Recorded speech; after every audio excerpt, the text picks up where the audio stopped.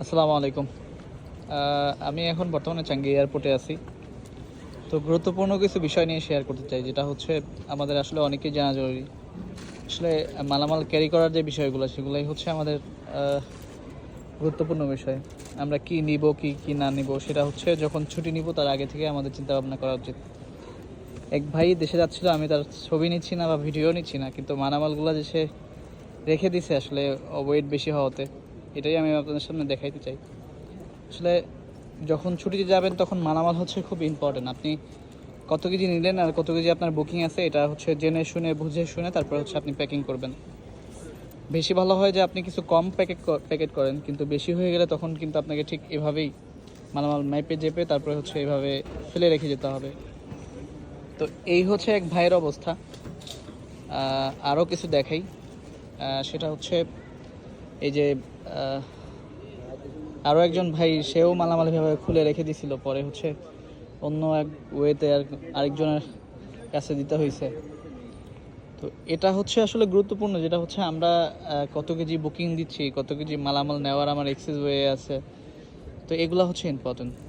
না হলে আপনাকে হয়তো ফেলে যেতে হবে, নাহলে কারো কাছে দিয়ে যেতে হবে। আর যদি 2-1 কেজি হয়, পার কেজিতে আপনাকে $20 করে, $20 করে হচ্ছে আপনাকে ওই মালামাল নিতে হবে। তো আসলে আমাদের অনেক কষ্টের টাকা দিয়ে আমরা দেশের জন্য, মানুষের জন্য কিছু মালামাল কিনি, সেটা যদি আসলে চৌগুণ খরচে আমাকে এইগুলা নিতে হয় বা হচ্ছে এরকম ফেলে যেতে হয়, তাহলে আসলে খুবই দুঃখজনক।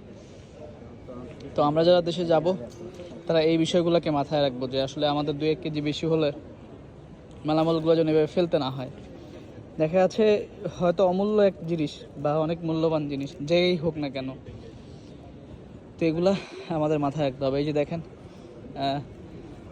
এই যে মালামাল বেশি হওয়াতে ডাস্টবিনেও পড়ে আছে, এখানেও রাখার জায়গা নেই। টেপ, মার্কার, তারপর হচ্ছে সুতা, তারপর হচ্ছে র্যাপিং, আরও অনেক কিছু।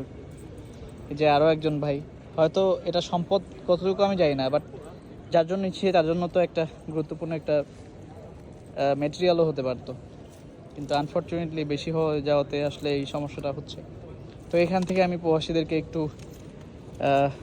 মানে অ্যাজ এ অ্যাওয়ারনেস ভিডিও আর কি, সবাই সাবধানতা অবলম্বন করবেন, যাতে করে আমাদের গুরুত্বপূর্ণ কোনো মালামাল যাতে নষ্ট না হয়, এখানে ফেলে যেতে না হয়। তো এটাই হচ্ছে আজকে আমার মেসেজ। আসসালামু আলাইকুম।